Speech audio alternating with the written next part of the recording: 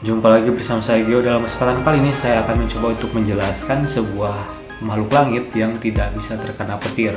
Ya, jadi saya jarang dengar burung yang terkena petir lalu ada bangkainya ya.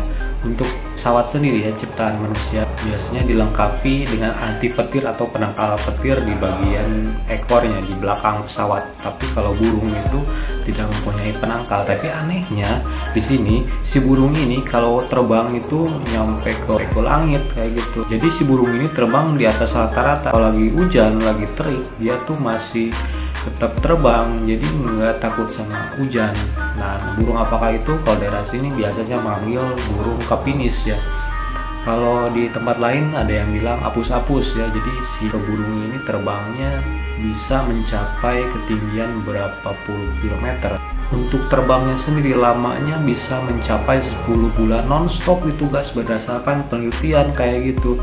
Nah, di sini ketika ada hujan, ada petir, di burung ini nggak bisa kena petir. Karena apa? Ketika awan panas dan awan dingin menyatu, maka timbullah petir menjadi elektron positif yang muatan positif, kemudian menyambar si burung tersebut. Ya, burung tersebut itu adalah muatannya netral, jadi nggak kena ke tanah karena burung itu tidak mempunyai banyak muatan negatif, sehingga ketika tegangan menyambar burung tersebut, maka dia akan menyatu dengan si tegangan listrik tersebut yang disambarkan oleh petir. Berbeda dengan pesawat, ketika ada petir maka dia akan meneruskan ke bagian belakang lalu dibuang ke udara. Nah, kalau pesawat tersebut tidak membuang energi listrik tersebut bahkan kelebihan, maka akan terjadi kerusakan di mesin, bahkan bisa terjadi ledakan karena di dalam pesawat itu ada bahan bakar dan sejenisnya alat elektronik yang mudah sekali rusak ya.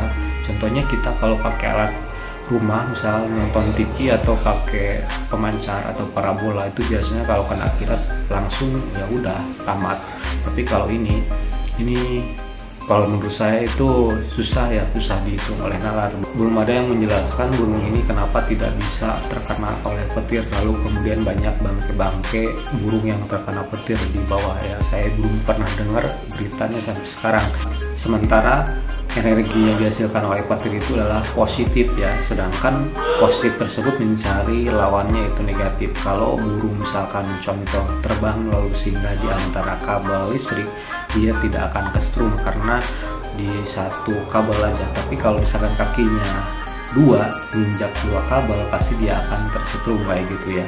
Kemudian burung apus-apus mempunyai volume darah yang sedikit, kulit yang sedikit, tulang yang sedikit, kemudian ya itu sayapnya ada bulu-bulunya sedikit ya. Nggak tahu kalau misalkan burungnya gede segede ayam, mungkin kayak gitu kena ya, karena muatan energi negatifnya pada hasil tubuhnya sendiri itu cenderung lebih tinggi ya persenannya kayak gitu. Ada burung-burung tertentu, kalau misalkan burung-burung kecil itu jarang terjadi kesetrum atau tersengat.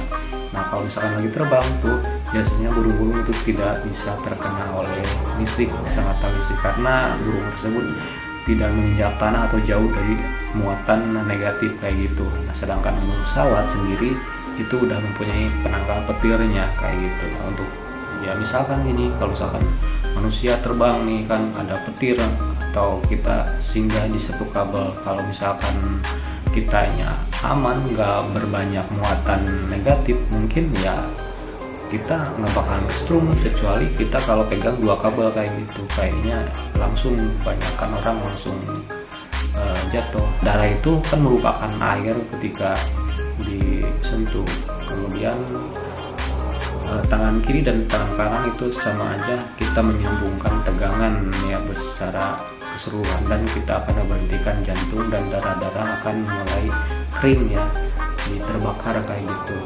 Nah, mungkin kayak gitu ya untuk penjelasan mengenai burung apus-apus dan pesawat.